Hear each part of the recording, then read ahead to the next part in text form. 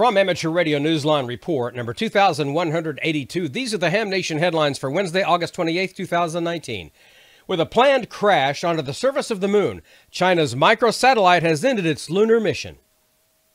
The 14-month journey of China's microsatellite Longzheng 2 ended July 31 with its intended crash onto the lunar surface. It spent 437 days in lunar orbit, studying solar radiation and conducting radio astronomical observations. While it was in orbit, amateur radio operators had partnered with scientists at China's Harbin Institute of Technology to uplink commands to the tiny craft and receive data the satellite was transmitting.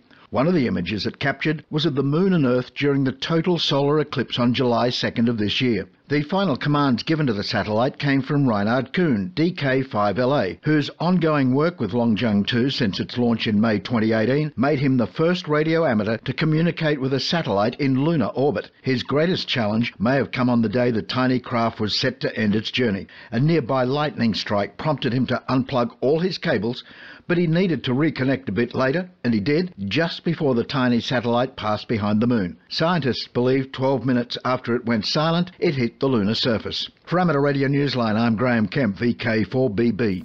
Keeping an eye to the sky and an ear to the atmosphere, AMSAT has a big event coming up just for you. October may seem a long way off, but if you're planning to attend the 50th anniversary AMSAT Space Symposium and General Meeting, it's closer than you realize. Tickets have gone on sale for the symposium, the banquet, and the Sunday bus tour. AMSAT recently announced its panel of speakers for the banquet to be held on Saturday, October 19th. The panel will take on the topic of the foundations of AMSAT. They include AMSAT's founding president, Perry Klein, W3PK, Project Oscar's Lance Jenner, K6GSJ, author and diplomat George Jacobs, W3ASK, along with several others. The symposium weekend will be held in Arlington, Virginia from the 18th to the 20th of October and will include a side trip to the Stephen F. Udvar-Hazy Center at the National Air and Space Museum. For details and registration information, visit amsat.org. For Amateur Radio Newsline, I'm Jim Dameron, N8TMW. When the Radio Society of Great Britain hosts its convention later this year, it will have something special on the menu.